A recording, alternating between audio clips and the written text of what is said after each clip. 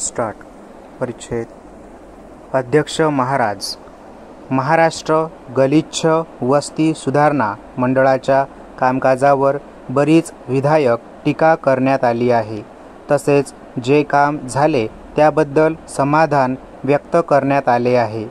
या मंडळाच्या कामकाजाचे समर्थन करण्याच्या भरीस न पडता या ठिकाणी जी टीका झाली, प्रश्न विचारण्यात आले तेवढ्यापुरतेच मी माझे उत्तर मर्यादित ठेवणार आहे.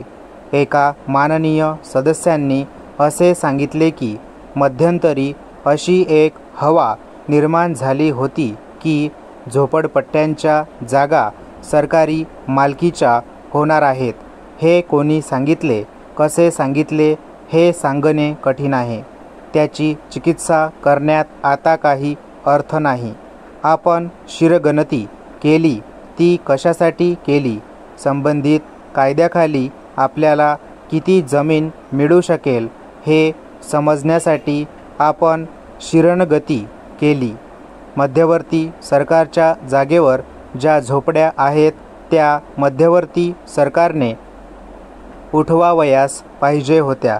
ते काम आपल्याला करावयाचे असते तर त्यासाठी मध्यवर्ती सरकारची परवानगी घेतली पाहिजे. परिच्छेद.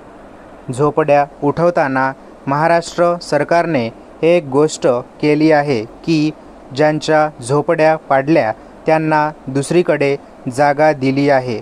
त्यामुळे झोपडपट्टीवासियांमध्ये सुरक्षिततेची भावना निर्माण झाली आहे. मला हे सांगावयाचे आहे की मुंबई शहरात आणखी 1 लक्ष झोपड्यांची वस्ती गलिच्छ वस्ती म्हणून जाहीर करण्याचा सरकारचा विचार आहे. ते केल्यानंतर या झोपडपट्टीतील लोकांना संरक्षण दिले जाणार आहे. येथे असे सांगितले गेले की काही मालक प्रामाणिक आहेत. त्यांनी महापालिकेची परवानगी न घेता भाडेकरूंना किमान नागरी सोयी उपलब्ध करून देणारी पक्की घरे बांधली आहेत. सरकारलाही सरसकट साऱ्या जागा ताब्यात घ्यावयाच्या नाहीत.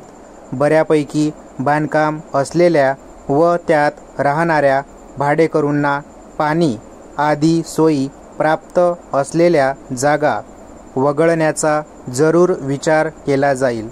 जागा ताब्यात घेताना कोणावरही अन्याय केला जाणार नाही.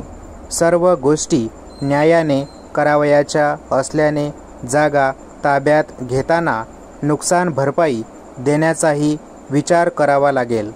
या जागांचे भाडे सरकारला वसूल करावयाचे असेल तर त्या जागांचा मालकी हक्क सरकारच्या नावे बदलल्याशिवाय सरकारला ते करता येणार नाही. त्या दृष्टीने आवश्यक ती उपाययोजना केली जात आहे.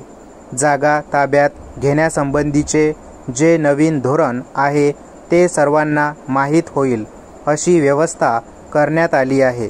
परिच्छेद. मराठीतून पत्रके छापून त्यांचे वाटप करण्याचीही व्यवस्था करण्यात आली आहे.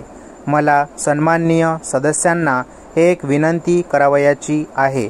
एकीकडे अनधिकृत बांधकामे होऊ देऊ नयेत असे सांगितले जाते, तर दुसरीकडे या प्रश्नाकडे सहानुभूतीने पाहावे असे सांगितले जाते. त्यामुळे शासन कात्रीत सापडते. अनधिकृत बांधकामे होऊ न देण्याची समाजसेवकांची जबाबदारी आहे व त्यांनी त्यासाठी योग्य वातावरण निर्माण केले पाहिजे. इतका खुलासा केल्यानंतर माननीय सदस्यांचे समाधान होईल अशी मला आशा आहे. स्टॉप.